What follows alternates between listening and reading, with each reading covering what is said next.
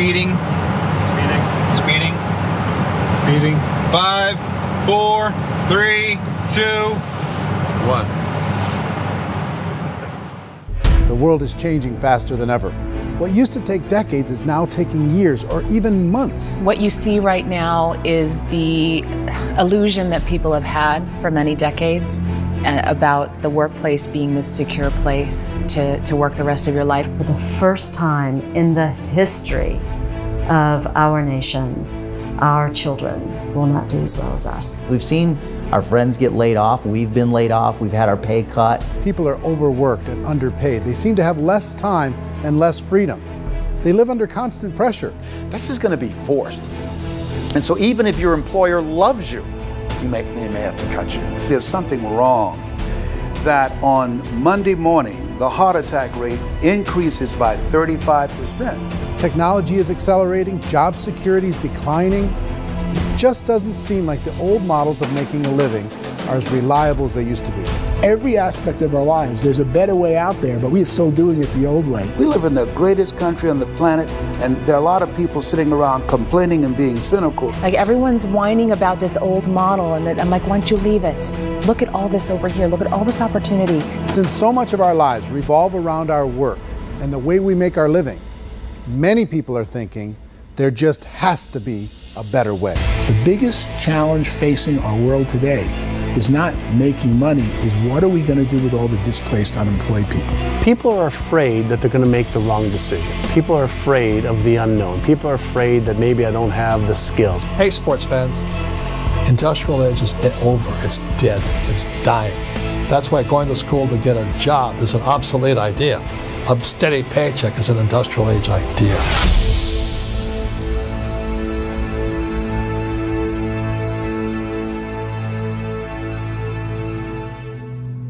It's the search for answers that has brought us here together today.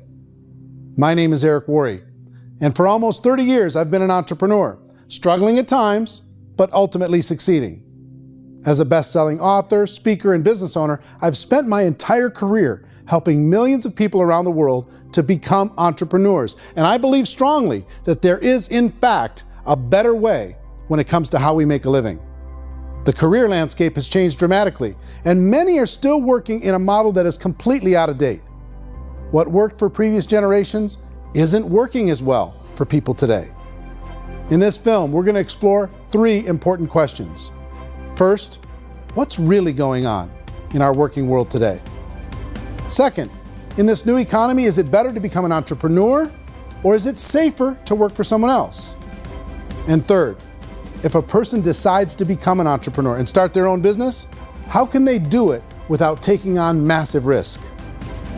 To help in this journey, I've brought together some of the greatest experts and thought leaders in the field of entrepreneurship to share the real facts with you.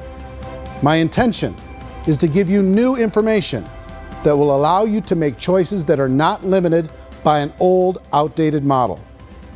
Let's start by understanding what's going on in our working world today.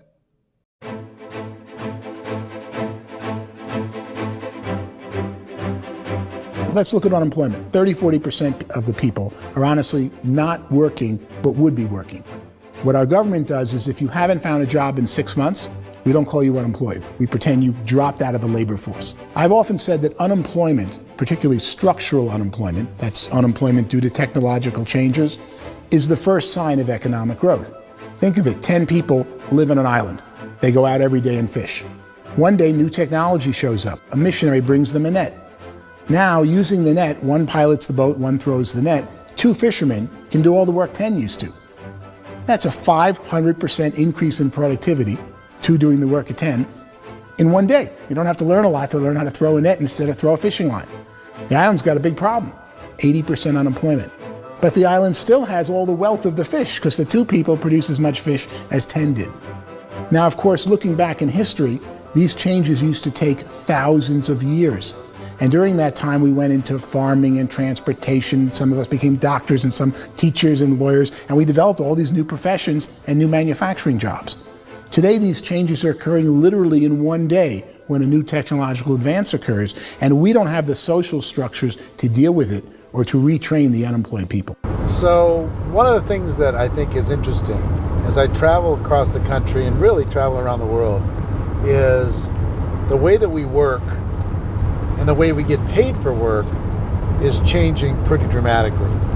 On a global basis, everything is being turned upside down because of the rapidly advancing technologies. They are eliminating many jobs, and we have been left with many people not prepared for the jobs that exist. A lot of demand in public companies was to squeeze out all the fat and to get just as much margin as we possibly could, and fat equals humans. So this idea of job security in information age is so obsolete, but it's still taught inside our school system. And that's where the problem starts. There's no financial education in school system, and people are still trained to be employees to work for that paycheck. This is a chart on the middle class. What's happening in the middle class, those that went to school, their incomes have been coming down for years. And parents still say to their kids, go to school, get a job. Now what happens to all those middle class people who are dropping off the ends of the chart? Well, they become what's called working poor. And this is what happens to working poor. But they say poverty is ending. Well, poverty may be ending, but working poverty is going up. And this is food stamp usage.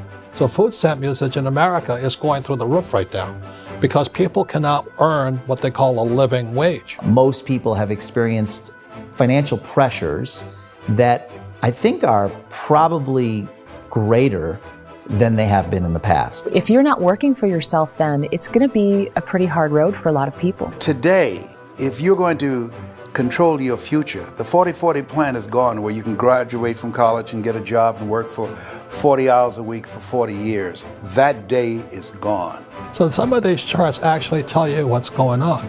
And this is a really interesting one, you know. People are going back to school because if I go back to school, I'll get a nice job. But this is what's happening to, it's called Sallie Mae, which is the student loan guys. Student loan is going through the roof. It's now over $1 trillion, and student loan debt is worse than credit card debt.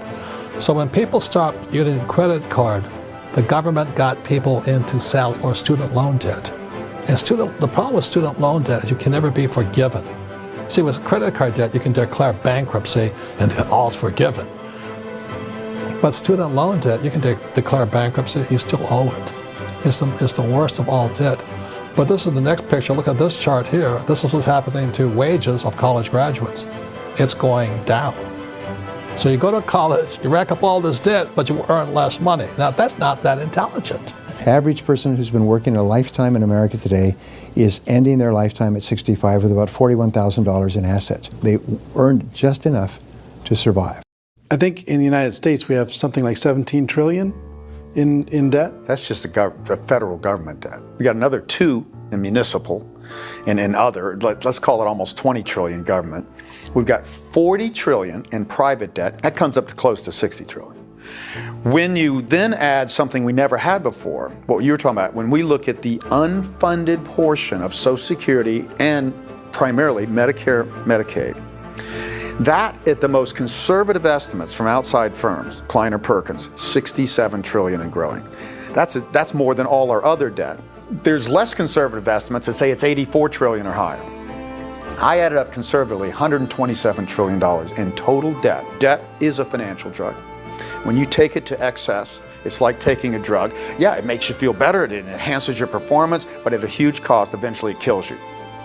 And so that's what happens. We keep doing more and more debt, and you get less and less results, just like a drug, until the debt gets so high that it crushes the whole system. That's where we're at, 8.2 times GDP. You know who I feel sorry for? I feel sorry for the person who dreads going to work, who is sick to their stomach on Monday morning, who hates their alarm clock, who gets a little glimmer of hope on a Wednesday because it's hump day and says, thank God it's Friday. And they live for those 2 days a week where they get to be themselves and they don't have to be around people they don't like, and they don't have to play the political game in the office, and they don't have to live this half life. The person that works 50 weeks a year just to be able to have the 2 weeks for vacation. And you know what happens to most of them? Nowadays, they don't have a vacation. They have a staycation. They have time off of work, but they don't get to go where they want to go because they're overextended. They've got all this debt. They got all this situation. They hate their alarm clock. They can't sleep until they're done. They have to spend most of their life in traffic. I feel sorry for that group of people because there's a better way. They just don't know it. I see this really interesting attempt at rugged individuality in a 6x8 rectangle. And I feel like you're all the same, except for the little push pins of the pictures. There's different pictures. Yours is named Jenny and his is named Sujara, but it's the same people. And this is how they are, and they're just like the zombies, and there's no joy in there, there's no fun. There's always like the wacky woman who decorates her cubicle, and that's the most she can do there. You got to give her credits, right? The wacky cubicle woman. The basis for their life is worry. I'm worried, maybe I'll get fired. I'm worried maybe my company will go out of business. I'm worried I can't keep spinning the plates on paying the bills. I'm worried about how do I send my kids to college. I'm worried, what if the transmission of my car breaks? That's 2 or 3, I can't fix it. People live in a sea of worry, and it eats at them. Those signs that people held up during the Depression didn't say looking for gainful employment in a cubicle. It said looking for work. Work is what we're looking for. Job is just a unit of measurement. Work is what we're going after. It's time to look in the mirror and say, it's not the economy, it's my economy. It's my little world of where I am. I need to improve. I'm not going to wait for the economy to come back because frankly, the economy is doing great in this country. So I'm here on Wall Street, the financial center of the universe, the financial capital of the world. This is where most people's money goes to at least be held for a time, right? With interest rates in banks being effectively zero, and many experts are predicting it's going to stay at zero for the next 10, 20, even 30 years, people feel like they don't have any choice but to put their future into equities, to put their future into the hands of other people on this stock market, and hope that the stock market goes up, hope that the stocks that their advisors pick or that they pick goes up. That's one way to go, I guess. It's my personal belief that if you put your future into the hands of yourself, in other words, you have earning power by yourself, I think you're a better investment than these guys. I think you controlling your future is a better option than handing over your retirement to these guys. The average household income in the United States is approximately $50,000 a year, what they call the middle class. To reach the top 25% of income earners, you'd need to earn at least $90,000 a year. To reach the top 10% would be a household income of $140,000, the top 5%, $190,000, and to be in the top 1%, you'd need a combined household income of at least $380,000 a year. So here's the question. What do you think would give you the best chance to move up and get to the top 10%, the top 5%, the top 1% or beyond? In my opinion, and in the opinion of many, many experts, the answer is to become an entrepreneur, to become your own boss.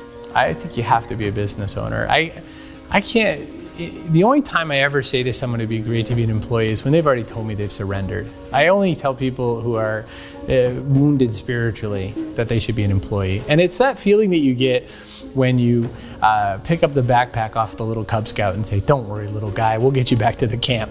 It is in no way a kindness when I tell someone they'd be a great employee. The other status symbol really increasingly is lifestyle. And people can own their own business, maybe even work out of their house. That, I tell you, people admire that. Like, gosh, I wish I could do that. The spirit of the entrepreneur is to be a risk taker and to be resourceful and unstoppable, and to have a vision of yourself beyond where you are and not willing to settle for life as it is. You think about the great entrepreneurs, they're visionary, they have heart, they're willing to do today what others won't so they can do tomorrow what others can't. Personally, I don't think of the new economy, the old economy. I create my own economy. The entrepreneur's in control. I decide what the economy is going to be like. In the world of entrepreneurship, there are no limits. You can make as much as you want, depending on how much you want to work and how smart you are and how great a team you put together. There's no more lifetime rewarding business than being an entrepreneur. Why in America, where anyone could be anything, would people want to give up their freedom and become effectively a modern day slave, told shut up and be here every morning at 7:30, leave at 5:30, and do what I tell you? If people decide to become an entrepreneur and work for themselves, they have some traditional options, but they're riskier than you might think. Any kind of a retail business, retail build-outs, is extremely expensive. Even just these small little yogurt stores where they're putting little yogurt machines and you get all the different flavors, you're spending $200,000, $300,000, $400,000 to open a yogurt shop. I would love to buy a Dunkin' Donuts, but it's $500,000 or so to start. I don't quite have that just in case money. Risking lose it all, and most guys do 2 or 3 times, and even big guys like Branson, because I'm such a fan of his, half his companies don't work. If you make $1 million, your problems are going to go. If you make $1 billion, your problems are really going to go. Just the opposite. You and I know when you're making $1 million, you get $1 million responsibilities. You make $1 billion, you got 1,000 times $1 million responsibilities. And most people say, I'd love to be my own boss. 70% of Americans would love to be their own boss, according to recent polls. But they don't know how to get there. Because what are you going to do? One, you could buy an existing business. If somebody's selling an existing business, you have to ask why. Usually because it's probably hard. It's probably not making as much money as they hope. 2, they could buy a franchise. A little less risk, proven system, but it's expensive to be able to do that. 3, they could start something from scratch. And that's where a lot of people feel like, I don't have the chops to do it. I don't have the money. I don't have the product idea. I don't have the expertise. I don't have whatever it's going to take to be able to get there, and I can't risk my family to do it. So, 4th, they could become an investor. A lot of people in this town invest to try and figure out a way, but you got to be pretty smart with that game too, right? Venture capitalists, who are the very best and most sophisticated in investing in new breakthrough businesses, make it on 1 out of 11. That means 10 out of 11 are mediocre or fail. Most of them fail. That's the risk there. An angel investor is lucky to get 1 out of 15 or 20. A business is a team sport. Like, I have to have accountants, I have to have engineers, I have to have system designers, I have to have sales, marketing, I have to have accounting, I have to have mission statements, I have to have legal and all that. The average Joe Schmo, even me, I go out there, I don't have the skills to put a business together. I think the bottom line for the 4 traditional options is they take money, sometimes a lot of it. They take expertise, and they take time. All of that adds up to just too much risk for most people. I bought a business from somebody else and it was a lot of work. And you start wondering, what did I just buy? Because I guess ultimately I own your email list and I just overpaid for it. People that start their own business, they spend a lot of money, they spend a lot of time, a lot of effort to get things started. And the more you invest on the upfront, the harder you typically work at it. Well, I can tell you what the success rate is of a restaurant. What is it? They're crazy enough. About 90% of them fail. About 90%, in how quickly? Year or less. Wow. And if we're talking non-franchise, we're talking franchise, Sure. That's totally different. Yeah. But our students aren't getting franchise restaurants. You got to invest big money. Exactly. And with someone like McDonald's, you've had to work with the company for a long period of time, really know the To even have a chance at investing $1 million. have a chance, and it's a slim chance. What if there was a way that you had all the proven aspects, the comfort aspects, and you could still control your own life? What if there was both? In other words, you didn't have to create everything from scratch. You didn't have to be a super leader. All you had to do, what if there was a proven product already? You didn't have to create the product. And there's a proven system already, proven training already. Everything except an employer. That was the only thing that you didn't have.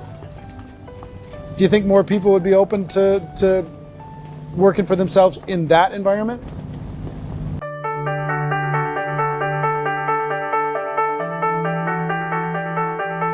In our search for a better way to make a living, we've come to the conclusion that becoming an entrepreneur is actually safer than being an employee.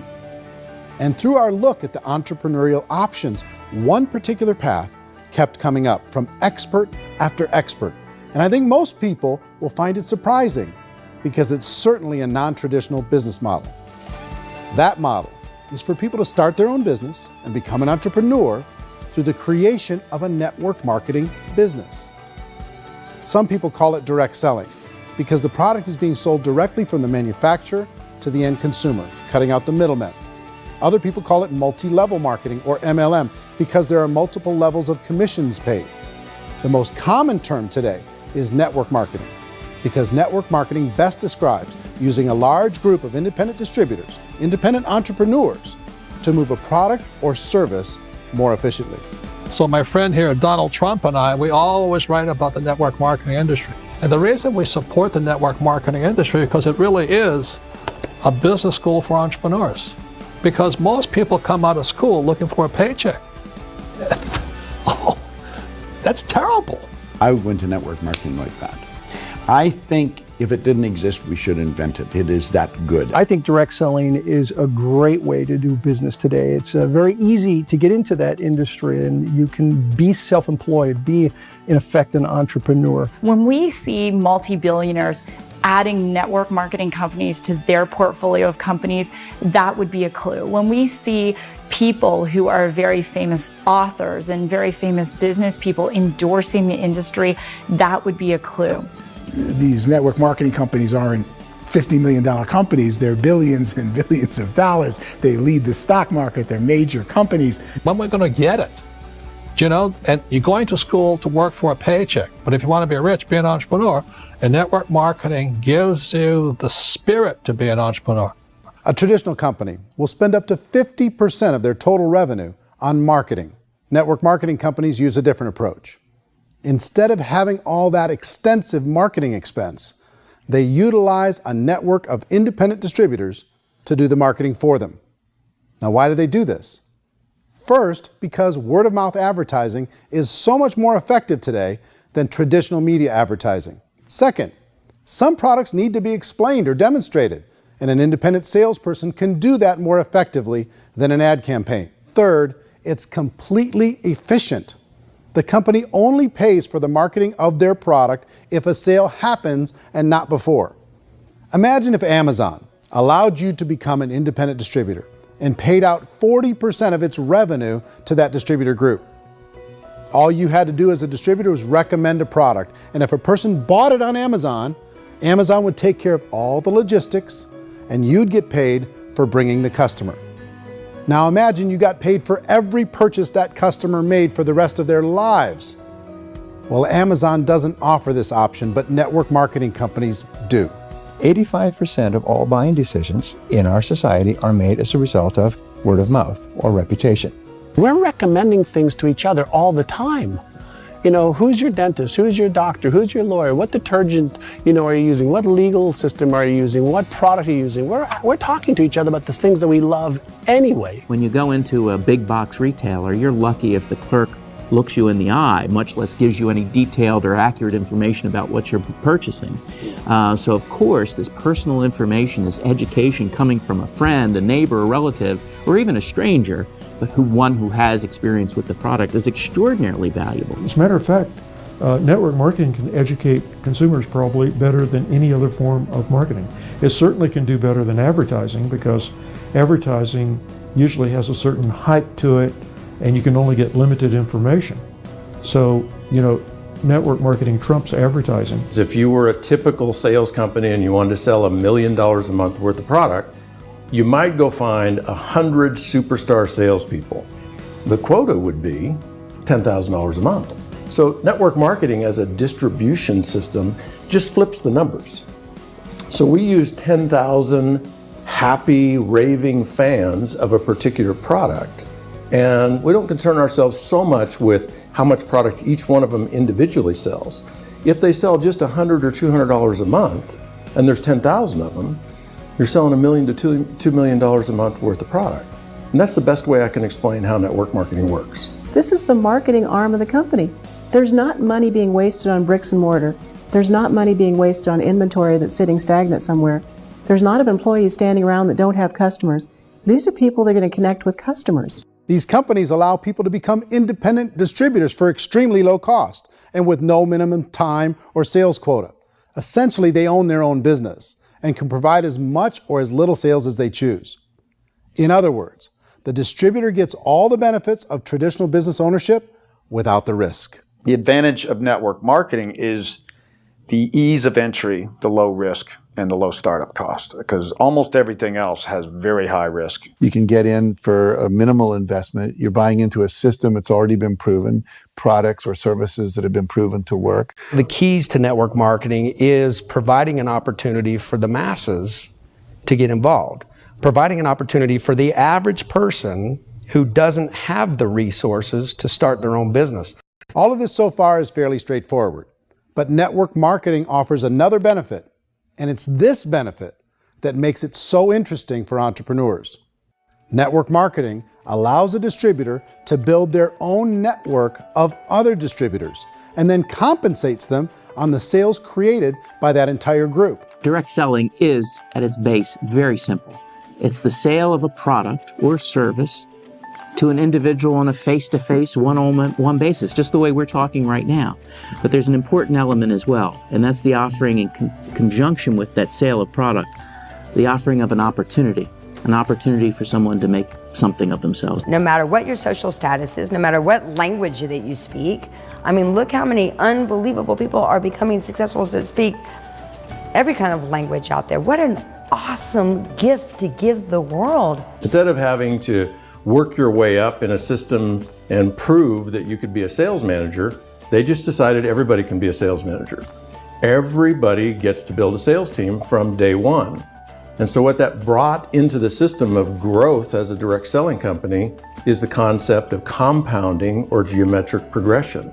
Because now you can actually grow sales force very quickly because everybody is enrolling people in their own sales force. People who are like, oh, this is weird, I'm building a sales team. And what do you think you do at a regular company? How do you think a regular company works? Network marketing is the only industry that doesn't say your past determines your future. It looks at your past and says, okay, now what can we train you to do so you can have a great future? Every other employer out there wants to exploit you for what you already know, not teach you something new. Network marketing has the potential to save the United States and the world, because it's going to teach people not to be employees, but to be entrepreneurs.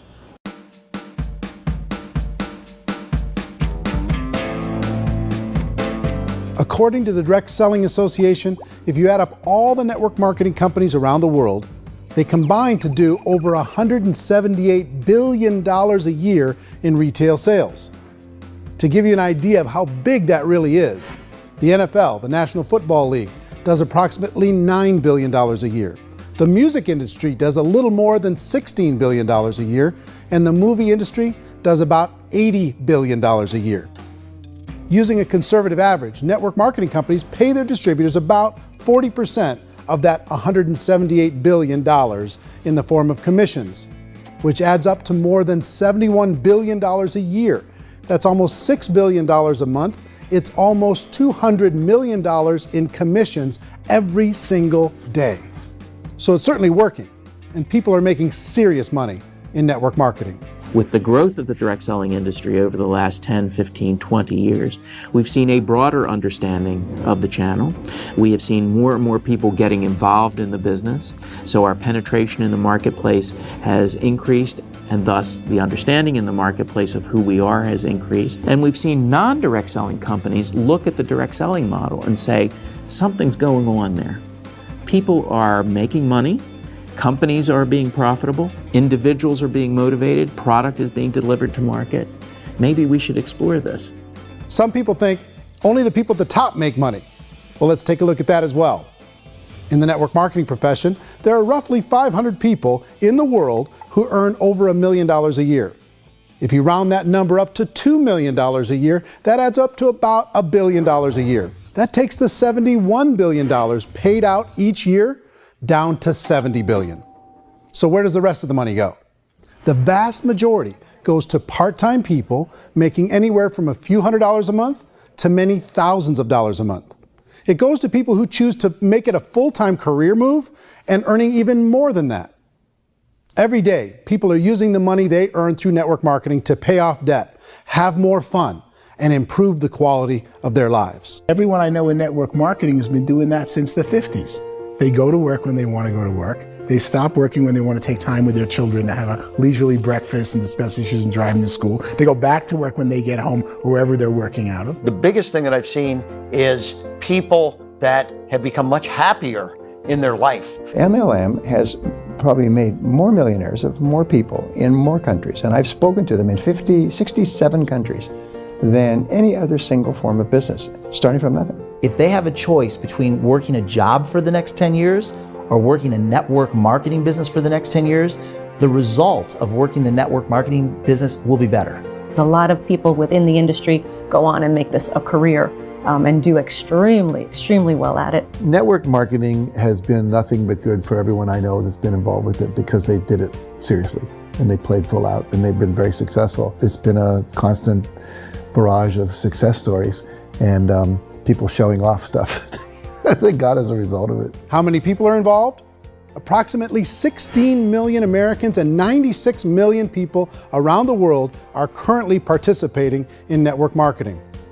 And in a recent poll, 82% of those people report a good, very good, or excellent experience with network marketing. So people are happy.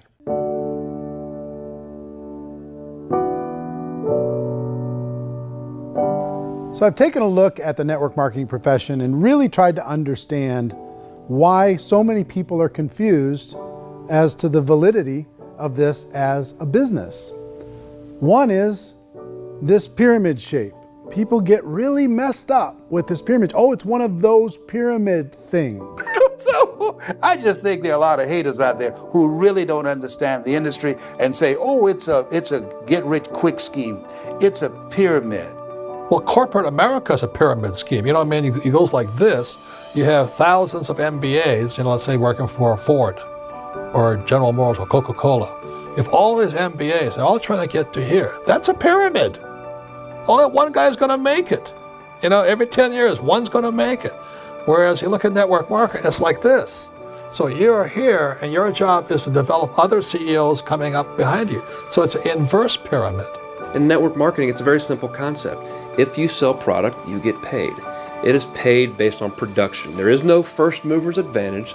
There is no investment component where the more somebody spends, the more they're entitled to make.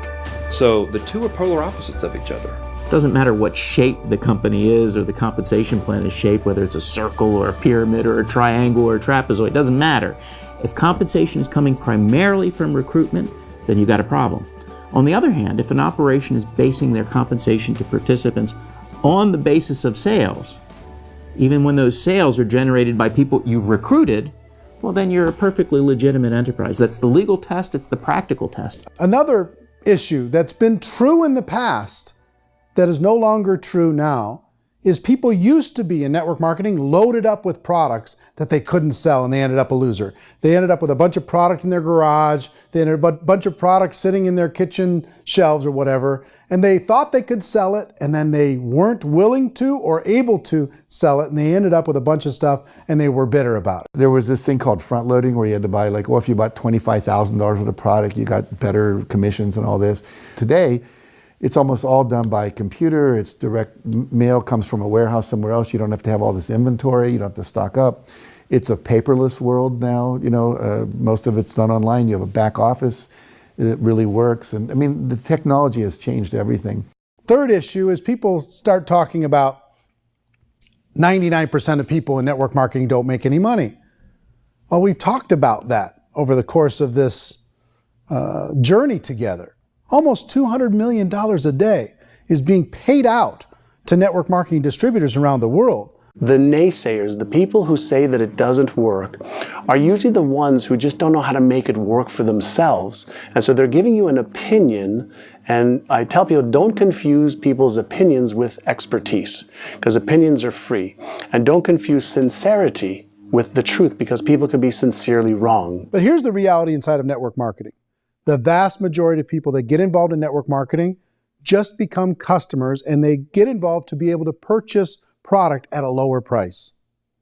If you take Costco as an example, if a person goes into Costco and gets a membership to Costco so they can get a lower price on the product, we don't call that person a loser because they have a bunch of product that they walked out with with a smile on their face.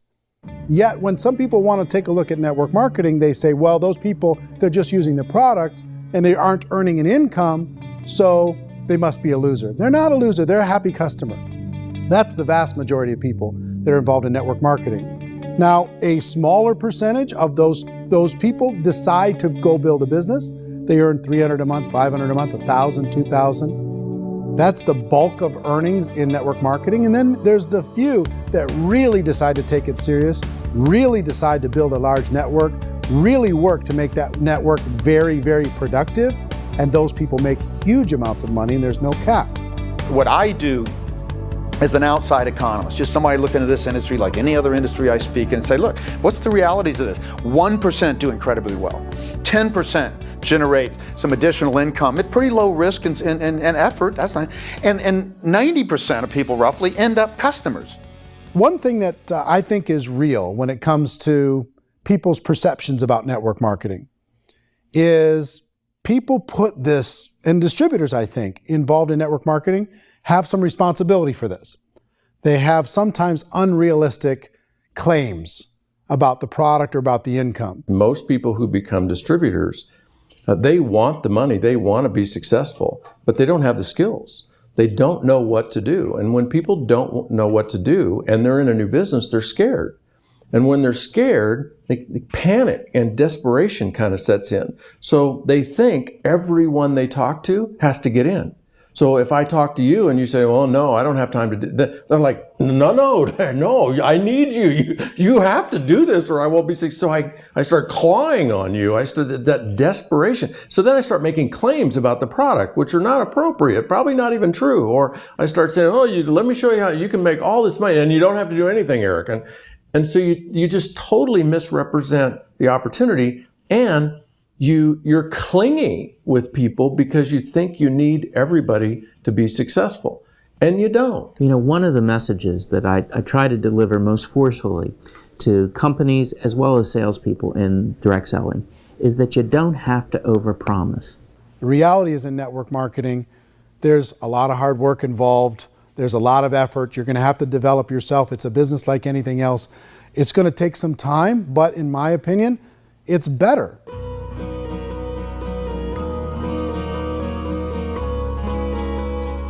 It's light years better for people starting today than it was even 5 years ago. I think it's more widely accepted now, and people understand it is a business. It is being an entrepreneur. It is being a business owner. Our belief system is based upon our evaluation of something.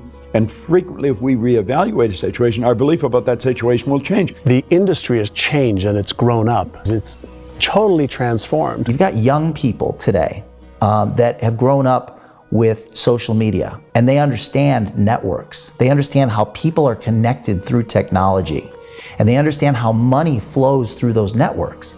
So when they see network marketing, they don't see it the way their parents saw it. And we've all learned, the larger industry that you represent, has all learned from those mistakes and flaws and errors that have happened early on. Early algorithms didn't work the right way.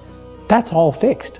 It's like when they design a computer program, they design the program, then they run it, and then they go back through and they debug it.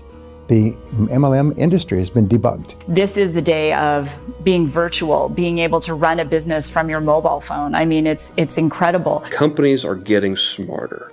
They're implementing more consumer protections. They're implementing more compliance training. They're doing more with respect to product research. If you do get involved and you make purchases of inventory, even on a voluntary basis, if you decide that this business is not for you, you can leave and have that inventory repurchased by the company. There's no other business that offers that kind of protection on a voluntary, self-regulatory basis.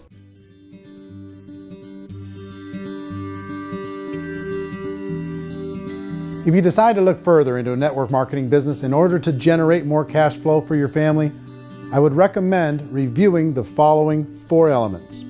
First is the product or service. And on the product or service, I would ask 5 important questions. 1, do you like it? Is it something you would feel comfortable sharing with others? 2, is there a recognized need in the marketplace? It's hard to create a need if one isn't naturally there. 3rd, does the product meet that need? Does it solve a legitimate problem for consumers? And 4th, is it priced to sell? Can it compete in the marketplace? And fifth, is it priced for profit? Is there enough margin for the company and the distributor to be able to generate income for the long term? If you can answer the questions on the product to your satisfaction, the next element to consider is the company itself. Is it well run? Do you believe in the founders or the management team? Do you feel they have what it takes to go all the way? See, it doesn't matter how good the product is if the management can't take care of the company. Good management can change with the times. They can handle adversity. They can make good decisions. Make sure you choose a company that can serve you for a long time. The third element to consider is the compensation plan. And with that, there are 3 important things to look at. First, a brand new person needs to be able to generate some money fairly quickly. It may be an obvious reason, but you can probably imagine the ripple effect of a distributor getting involved and having even a small victory fast. That can only help with the overall success of the organization. Second, a person should be able to develop a moderate part-time income in a reasonable period of time. As they develop their network and as their sales grow, they should be able to enjoy more benefits. And third, for the people who are really serious, for those who decide to really go pro in the network marketing profession, there should be the possibility to make a serious full-time income if they work hard and are committed to developing their skills. If you're comfortable with the product, the company, and the compensation plan, the last thing you should look at is the support that will be made available to you. Does the company have a website? Does it have a solid online reporting tool? Do they have comprehensive training available? Do they host events to help you build your business? If you decide to do this, what kind of a support system can you plug into?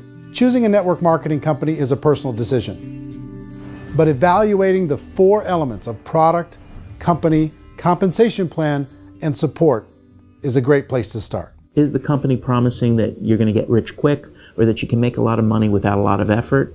That's a red flag. Is there a product that you really believe in that you think can be sold?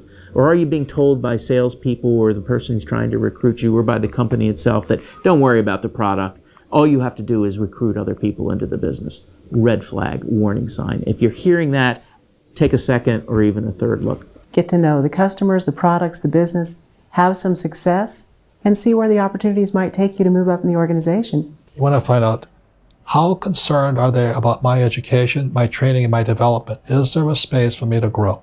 Most important question. Learn everything that you can about the product. Make sure it's something that you believe in, and learn everything you can about the industry and work that system. You have to be very passionate about whatever that company is doing. I would get involved.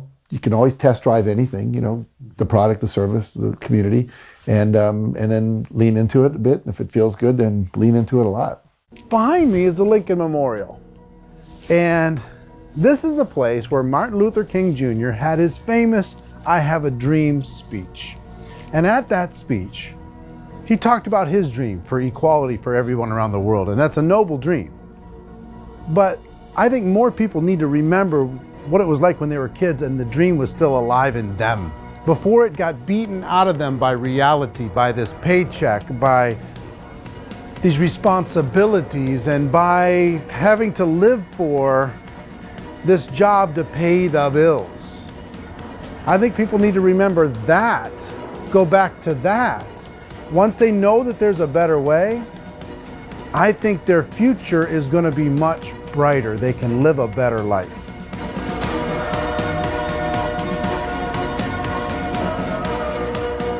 So if you're considering getting involved in a network marketing company, let me offer you just a few pieces of advice.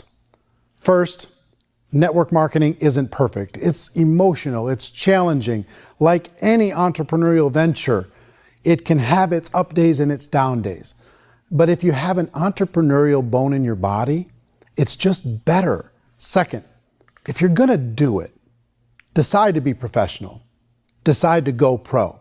It's better to do that than just be this amateur sticking your toe in the water.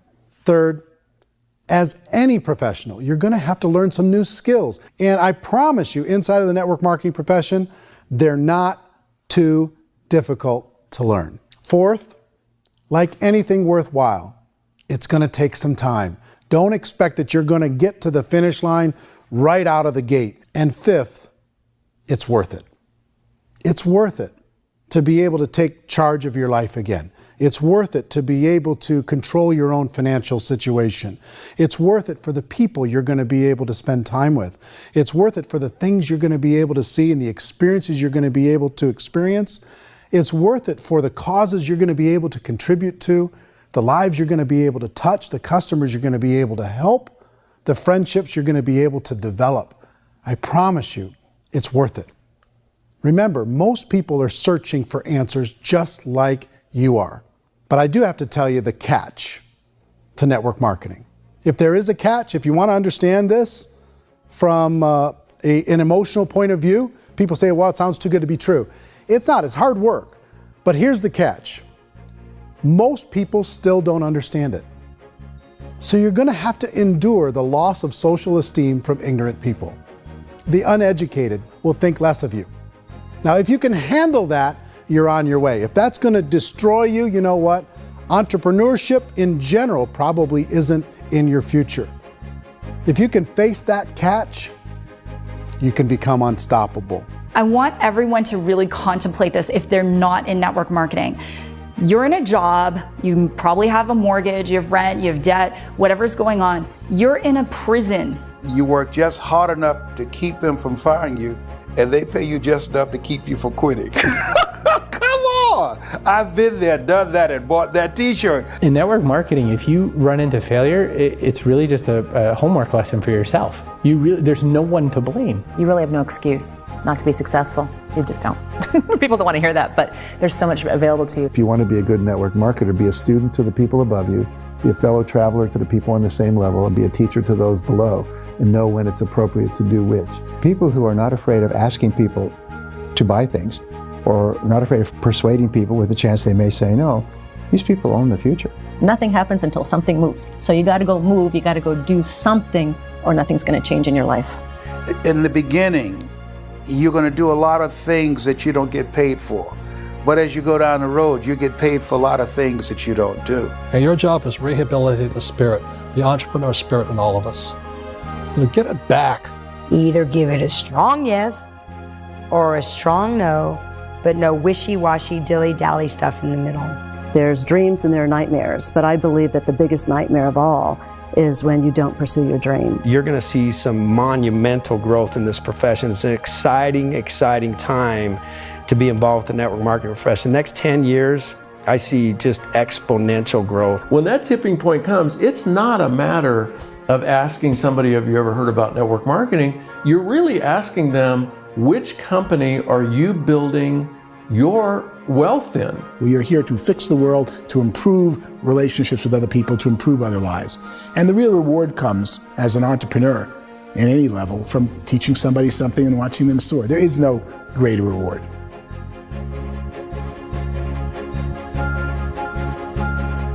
Life's too short to spend it living someone else's dream instead of your own. It's too short to spend it living at a fraction of your potential. Can being an entrepreneur be a challenge at times? Sure. But here's what you get in exchange. It can be yours. Something that you built, something that you created, something that you made happen. This balloon represents your dream. It represents entrepreneurship. My wish for all of you is that you would reach out and grab it. The choice is up to you.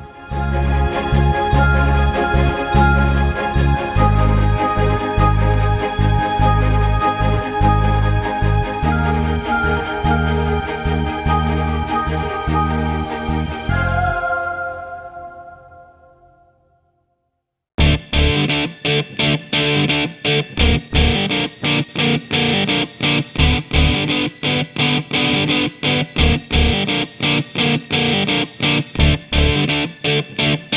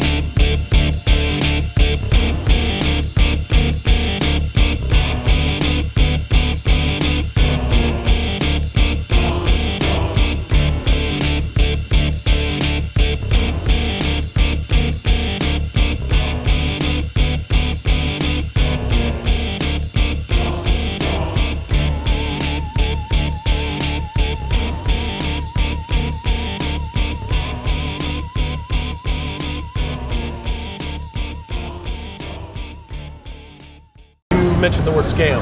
Why did you mention the word scam? The only reason it is a scam is because... That's terrible.